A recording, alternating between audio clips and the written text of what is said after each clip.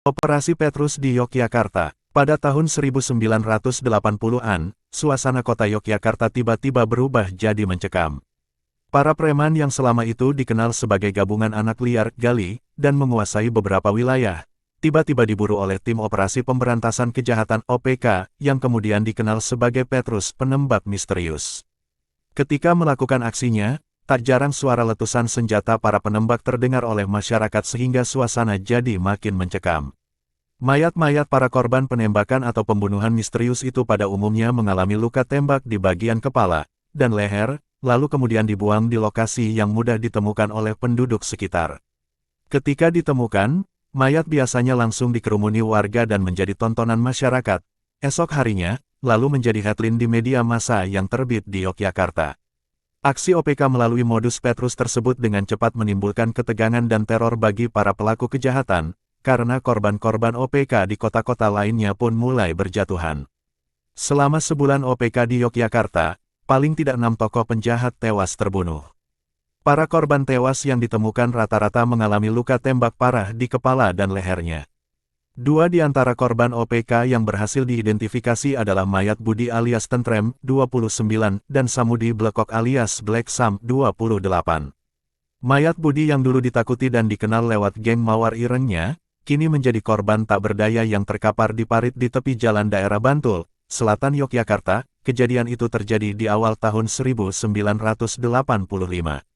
Sedangkan mayat Samudi alias Black Sam, ditemukan tergeletak di semak belukar di kawasan Kota Gede yang tidak jauh dari pusat kota Yogyakarta. Dari cara membuang mayatnya, jelas ada semacam pesan yang ingin disampaikan kepada para bromocora di Yogyakarta, yaitu agar segera menyerahkan diri, atau menemui ajal seperti rekan-rekan mereka yang telah tewas. Selama OPK berlangsung, paling tidak ada 60 bromocora Yogyakarta yang menjadi korban Petrus. Sebagian besar tewas ditembak dan beberapa yang lainnya tewas terbunuh akibat senjata tajam. Sejumlah korban bahkan diumumkan oleh aparat keamanan, bahwa penyebab tewasnya mereka adalah akibat pengeroyokan massa.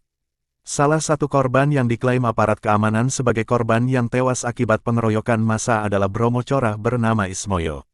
Selama hidupnya, Ismoyo dikenal sebagai gali elit karena merupakan lulusan Fakultas Sosial Politik UGM dan berstatus PNS.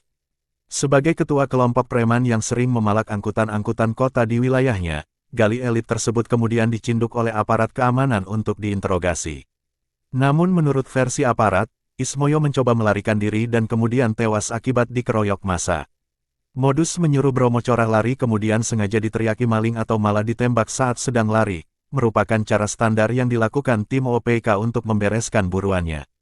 Cara lain untuk memberikan shock terapi kepada bromocora adalah dengan menembak korbannya puluhan kali. Cara ini diterapkan OPK saat menghabisi pentolan gali di Yogyakarta, yaitu Slamet Gaplek. Berdasarkan info, Slamet konon kebal peluru.